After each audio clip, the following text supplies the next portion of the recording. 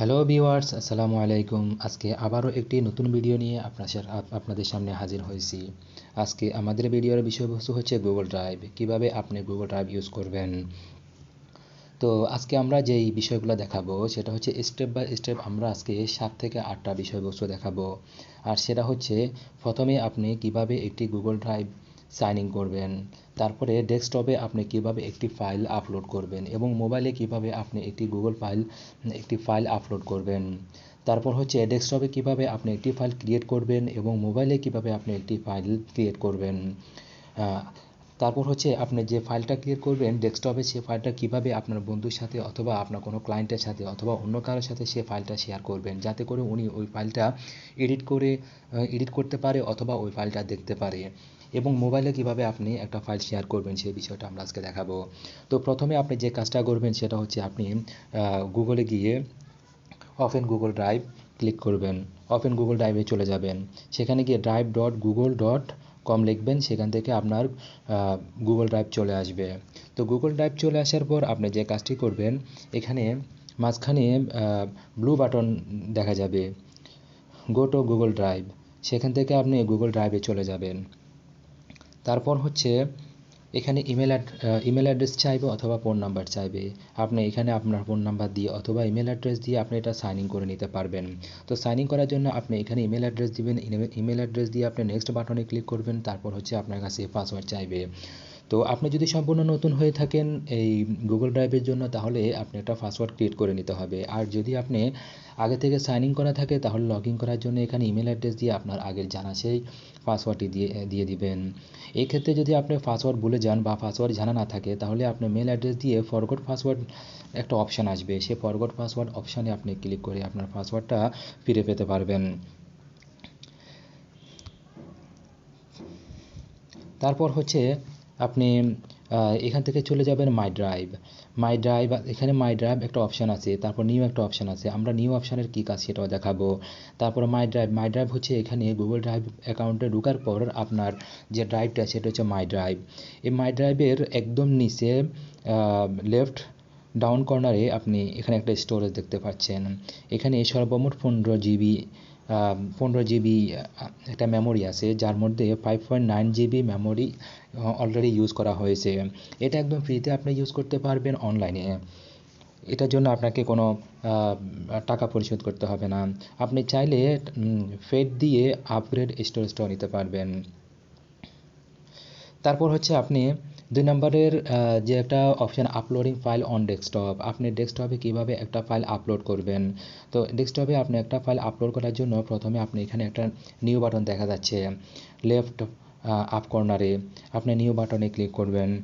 New বাটনে click করার পর এখানে আপনাকে কয়েকটা অপশান দেখাবে। একটা অপশান হচ্ছে ফাইল, দ্বিতীয় অপশান হচ্ছে ফাইল আপলোড, তৃতীয় অপশান হচ্ছে ফাইল আপলোড, ফোল্ডার আপলোড, এবং কয়েকটা অপশান আছে Google Docs, Google Sheet, Google slider and more. আমরা এই অপশানগুলোও দেখাবো। তো আপনি ফাইল আপলোডে ক্লিক করার পর আপনার ফাইলটা আপলোড হবে। ফাইল আপলোডে ক্লিক করার পর আপনাকে ফাইলগুলো দেখাবে। তো এখান থেকে আপনি একটি ফাইল সিলেক্ট করে নেবেন। ফাইল সিলেক্ট করে নিচে একটা ওপেন বাটন আছে, এই ওপেন বাটনে ক্লিক করবেন। সেখান থেকে আপলোডিং ওয়ান আইটেম, এই আইটেমটি আপনার গুগল ড্রাইভে আপলোড হয়ে যাবে। পার্ট 3তে দেওয়া আছে আপলোডিং ফাইল অন মোবাইল। আপনি মোবাইলে এতক্ষণ আমরা দেখালাম কিভাবে আপনি একটা গুগল ড্রাইভ সাইন ইন করবেন এবং ডেস্কটপে কিভাবে একটা ফাইল আপলোড করবেন। এখন হচ্ছে মোবাইলে কিভাবে আপনি একটা ফাইল আপলোড করবেন। আপনাদের যাদের ডেস্কটপ নেই তারা মোবাইলে যাতে সহজে এই কাজটি সম্পন্ন করতে পারেন এবং একটা ফাইল আপলোড করতে পারেন, সেই বিষয়টা এখানে দেখানো হয়েছে। তো আপনি যখন মোবাইলে গুগল ড্রাইভে ঢুকবেন, সাইন ইন করে গুগল ড্রাইভে ঢুকবেন, তখন রাইট ডাউন কর্নারে প্লাস একটা আইকন থাকবে। এই ব্লু কালারের প্লাস আইকনে আপনার ট্যাপ করবেন। ট্যাপ করার পর আপনার সামনে এরকম একটা ইন্টারফেস আসবে। এই ইন্টারফেসে ডেস্কটপের মতোই এখানে একটা ফোল্ডার থাকবে, আপলোড থাকবে, স্ক্যান থাকবে, গুগল ডক্স থাকবে, গুগল শিট থাকবে, গুগল স্লাইড থাকবে। তো আপনি যদি একটা ফাইল আপলোড করতে চান তাহলে আপলোডে ক্লিক করতে হবে। আপলোডে ক্লিক করার পর আপনার সামনে এই ধরনের একটা ইন্টারফেস আসবে। এখানে ইমেজ, ভিডিও, অডিও, রিসেন্ট এই ধরনের লেখা আসবে। আপনি যদি কোনো ইমেজ টাইপের ফাইল আপলোড করতে চান তাহলে ইমেজে ক্লিক করতে হবে। ভিডিও টাইপের কোনো ফাইল আপলোড করতে চাইলে ভিডিও ক্লিক করতে পারেন, এবং যদি কোনো অডিও আনতে চান তাহলে অডিওতে ক্লিক করবেন। তো আপনি এগুলোতে ক্লিক করার পর এগুলো যে কোনো একটাতে ক্লিক করার পর এই ধরনের একটা ইন্টারফেস আপনার সামনে আসবে। অর্থাৎ আপনাকে ইমেজে, ভিডিও, অডিও এগুলোতে ক্লিক করার পর আপনাকে নিয়ে যাবে আপনার গ্যালারিতে, এবং গ্যালারি থেকে আপনাকে চুজ করতে হবে যে আপনি কোন ফাইলটি আপলোড করতে চান। ধরুন আপনি এখানে যে কোনো একটা ফাইল চুজ করতে চান তাহলে সেটার উপরে ক্লিক করবেন। আর যদি আপনি একের অধিক ফাইল আপলোড করতে চান তাহলে একের অধিকের উপর ক্লিক করে একটা করে ক্লিক করে সবগুলা সিলেক্ট করতে হবে।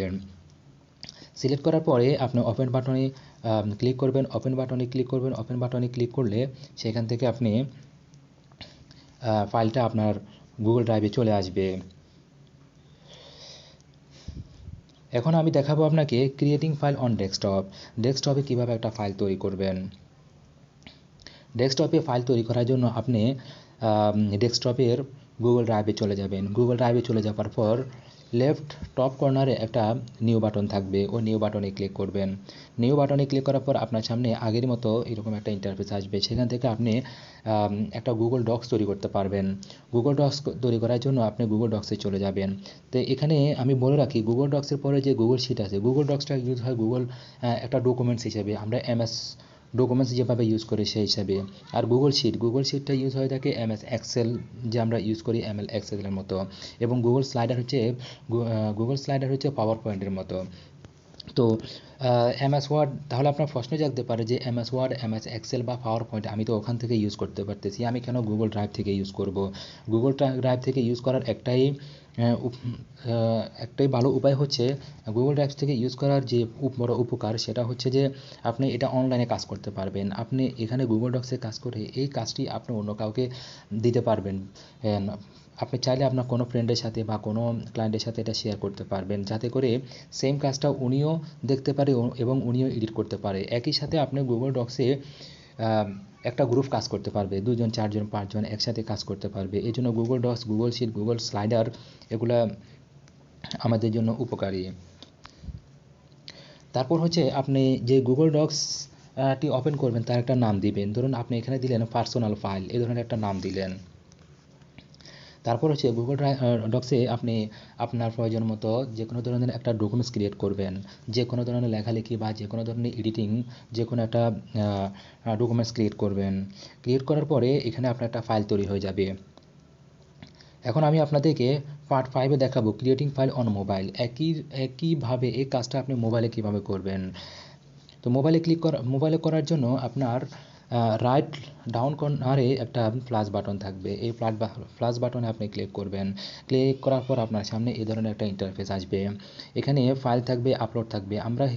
এর আগে আমরা কীভাবে আপনি একটা ফাইল আপলোড করবেন সেটা দেখিয়েছিলাম। এখন আমরা দেখাচ্ছি কীভাবে আপনি একটা ডকুমেন্টস ক্রিয়েট করবেন মোবাইলে, সেটা দেখাচ্ছি।